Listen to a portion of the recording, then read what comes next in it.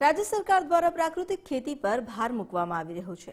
પંચમહાલ જિલ્લાના ગોધરા તાલુકાના તરવડી ગામના ખેડૂત રમણભાઈ અને અન્ય ખેડૂતો દ્વારા પણ પ્રાકૃતિક ખેતીની શરૂઆત કરવામાં આવી। હાલ તેમના ખેતરમાં પ્રાકૃતિક તત્વોથી ભરપૂર કહી શકાય તેવા શાકભાજી, બટાકા, ટામેટા, મરચાં, ઘઉં, ચણા તેમજ ઘાસચારો લહેરાઈ રહ્યો છે। રાસાયણિક ખેતી કરતા પ્રાકૃતિક ખેતીમાં અહીંના ખેડૂતો બમણી આવક મેળવી અન્ય ખેડૂતોને પ્રોત્સાહન પૂરું પાડી રહ્યા છે। તરવડી ગામના ખેડૂતો રમણસિંહ અને રાજેન્દ્રસિંહે પ્રાકૃતિક ખેતીમાં સફળતા મેળવી 2019માં પ્રાકૃતિક કૃષિ તાલીમ લેવામાં ભાગ લીધો અને આની મદદથી ખેતરમાં રાસાયણિક ખાતર અને કેમિકલ વિનાની ખેતી શરૂ કરી।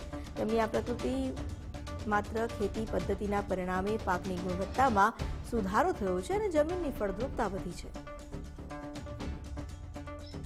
જે રાસાયણિક ખેતી આપણે અત્યારે કરી રહ્યા છીએ એ છોડી અને દેશી ગાય આધારિત પ્રાકૃતિક ખેતી કરીશું તો આપણા માનવ સ્વાસ્થ્ય ઉપર તેમજ પશુપાલન બાગાયતી પાકો ઉપર સારી એવી અસર જોવા મળશે અને ધીરે ધીરે આપણને સારો એવો ફાયદો થશે।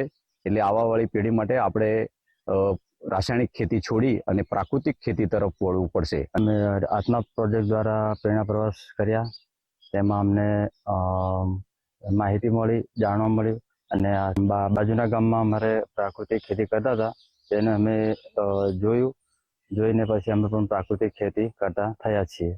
રાસાયણિક ખાતરથી અમારી જમીન બંજર બની જતી હતી, પાણી પણ વધારે મૂકવા પડતું હતું, પરંતુ પ્રાકૃતિક ખેતી કરવાથી એમાં પાણીનો બચાવ પણ થઈ રહ્યો છે અને એમાં અમને આવક પણ સારી મળી રહી છે।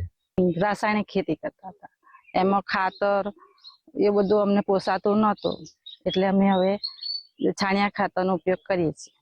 રાસાયણિક ખેતી કરતા ત્યારે અમે ઉત્પાદન સારું નહોતું મળતું, હવે પ્રાકૃતિક ખેતી કરીએ ત્યારથી અમને ઉત્પાદન સારું મળે છે। છેલ્લા 7-8 વર્ષથી હું આત્મા પ્રોજેક્ટની અંદર જોડાયો અને જોડાયા પછી મેં જોયું અને કે આ દેશી ગાય આધારિત જો પ્રાકૃતિક ખેતી કરવામાં આવે તો આપણો ખર્ચ પણ બહુ ઘટી જતો હોય છે અને ઉત્પાદનમાં પણ સારું એવું નફો થતો હોય છે।